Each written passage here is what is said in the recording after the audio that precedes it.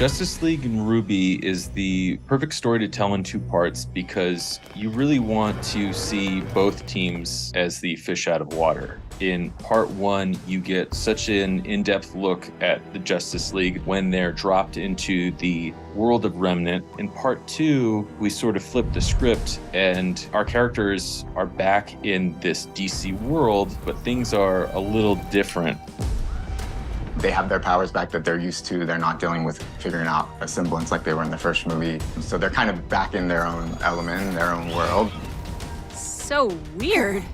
You're all adults. But now RWBY is having to come into the Justice League's world. Clark! Here, it's Superman. So they're having to readjust to what their semblances are. Blake? Where? What? Ears? What does it mean when you take Team RWBY and give them DC superhero versions of their own looks? We're different here. Team RWBY got a little bit of a costume upgrade, which is really exciting. We have our own super suits. They have to match the Justice League. We did a lot of referencing with pre-existing DC costumes, pulling a little bit of everything to make a unique one for the film version. So that was really exciting to figure out how to reinterpret their characters and do the flip side of it all. So Team RWBY, when they come to Earth, their superpowers are all really parallel to the things that they're so known for in Remnant.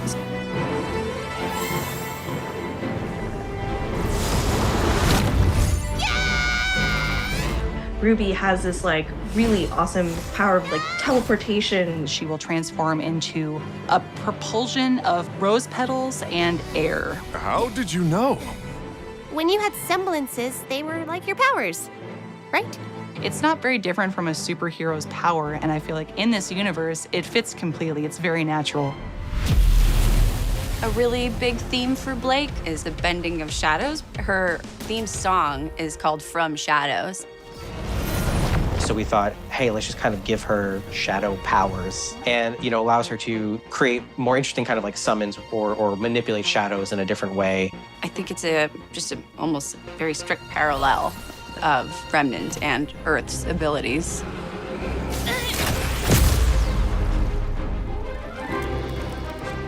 So Yang has 2 shotgun gauntlets, and then when she activates her semblance, she kind of explodes into fire. Let's just take how she fights, how she uses dust, imbue that into her physically, and just have her cast kind of fireball punches, which is, again, what she does on Remnant, but now is, a little bit more magical, a little bit more superhero-y. She's a fiery one. What are you doing? So, that's a no on powers in this world. Weiss is the only one that doesn't have powers, which we had a lot of fun with. We had to really think, what can she do on her own? What can she do by herself? Her semblance is one of the more practiced of all of Team RWBY. It's a family tradition that's handed down in a way. What would be interesting is just for her to not have any powers. What makes you so sure you have powers? Well, you all have powers. You should talk to Bats about that. Which, her paired with Bruce, Batman, through both the movies makes a lot of sense too. Now she can kind of see what it's like for him, the reverse of it, of going from having powers to not having powers. Adapting the RWBY characters to the classic Justice League style was this really nice treat. You called?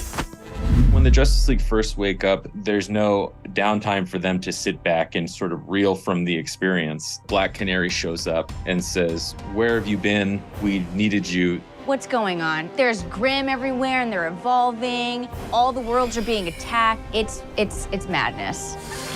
There is no break when you guys are superheroes, when the world depends on you. The Justice League are used to facing, these wide-scale invasions, but they also know their shortcomings and they know when they have a threat that needs to be taken down immediately. They're looking to Team RWBY to help stop these creatures from wreaking havoc across all these major cities. So I feel like an interesting level of mutual respect that even though the Justice League is older and back in their element, they still recognize that, Team RWBY's smart, they're talented, they're definitely able to help. You've got wasps coming from the air, a giant dragon slithering through the sky, another sort of sea creature attacking a bridge. This is my kind of party. They're taking on all kinds of forms, and it's up to our heroes to really figure out how they're going to take down the Grimm and Kilgore in this multi-pronged attack. Whoever is working with Kilgore, what they're doing will destroy us. Kilgore and the Grimm are different on Earth. It's like they're bioengineered. Like when they die, instead of bursting into smoke like they normally would, they kind of like drip and melt. What kind of horror could that unleash on the hero who has to face them? We think we know how they operate, who they are, and what they look like, how they behave. It's not perfect at first, but then closer to the end, we start to see them start to perfect that formula, which is quite scary. I do think at first, all the characters, they had a decent sense of who they were, but getting to see them get to know each other and grow together was a lot of fun. It's about legacy, it's about honor, it's about family with superpowers. It is awesome, and I've never gotten to be a part of something that looks like this. It's so special and unique, and the animation is so spectacular. It was all just a really awesome project to get to do and figure out how we were going to not only make Team RWBY and Justice League cohabitate and combine their forces, but how we at DC and Rooster Teeth were going to combine our forces. In a lot of ways, it was like the pairing of Team RWBY and the Justice League.